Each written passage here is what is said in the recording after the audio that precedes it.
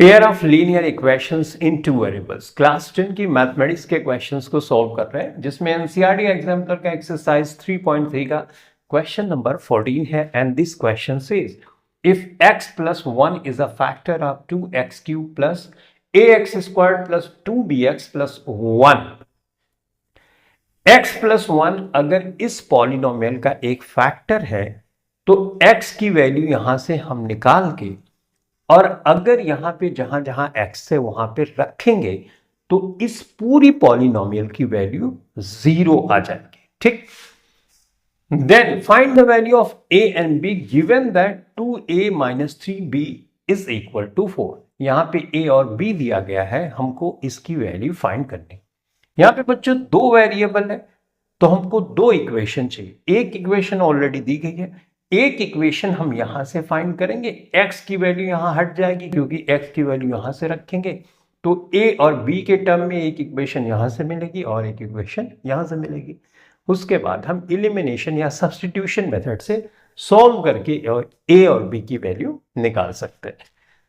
तो सबसे पहले यहां पे x प्लस 1 इसका फैक्टर है, इसका मतलब x plus 1 is equal to 0, x is equal to minus 1। इस वैल्यू को इस पॉलिनोमियल में पुट कर देते हैं। माइनस 1 जहां जहां x है माइनस 1 रखते चले जाओ। तो इस तरह से हमने इसको कर दिया प्लस 2b माइनस, अब इसका फाइनल आंसर क्या आना चाहिए? 0 आना चाहिए, तभी हम ये मानेंगे कि x प्लस 1 इसका एक फैक्टर है। डन। क्लास 9 में आपने बहुत अच्छे से सीखा था रिमाइंडर थ्योरम में, जिसमें बताया गया था कि x की वैल्यू अगर हम किसी पॉलिनोमियल में रखते हैं और अगर आंसर 0 आ जाता है तो इसका मतलब उसका अपोजिट साइन करके रखते हैं तो ये एक फैक्टर हो जाएगा इस पॉलिनोमियल का। ठीक बात। फिलहाल आप इतना समझ जाओ कि x की वैल्यू कैसे निकालोगे, 0 करके अगर फैक्टर है इस तरह से वैल्यू रखते हैं। डन। चलो अब यहां पे ये हो जाएगा, ये 3 टाइम्स है तो माइनस वन प्लस हो जाएगा और एक बार माइनस, यानी माइनस ही फाइनल आंसर आएगा। तो यहां पे 2 कर दिया, ये प्लस ए हो जाएगा क्योंकि माइनस माइनस 2 बार मल्टीप्लाई करोगे तो प्लस हो जाएगा, और ये माइनस हो जाएगा 2b और ये प्लस 1 इज इक्वल टू 0। ठीक है, माइनस 2 से प्लस 1 माइनस करोगे तो माइनस 1 आएगा, तो a माइनस 2b है तो माइनस 1 इधर रहेगा उधर जाएगा तो प्लस 1 में हो जाएगा। एक इक्वेशन हमको यहां से मिल गई। दूसरी इक्वेशन देखो यहां पे ऑलरेडी दी गई है, 2a minus 3b is equal to 4। इसको हम इक्वेशन नंबर सेकंड मानते हैं। मल्टीप्लाई करो, multiply by 2 in equation first. हम क्यों ऐसा कर रहे हैं? इलिमिनेशन मेथड से हम सॉल्व करना चाहते हैं। तो ये हो जाएगा 2a माइनस 2b और 2 टू ज़ 4b, राइट, और 2 वन ज़ 2। ये इक्वेशन नंबर 3 होगी बच्चों। ठीक है, अब इक्वेशन फर्स्ट से इक्वेशन सेकेंड से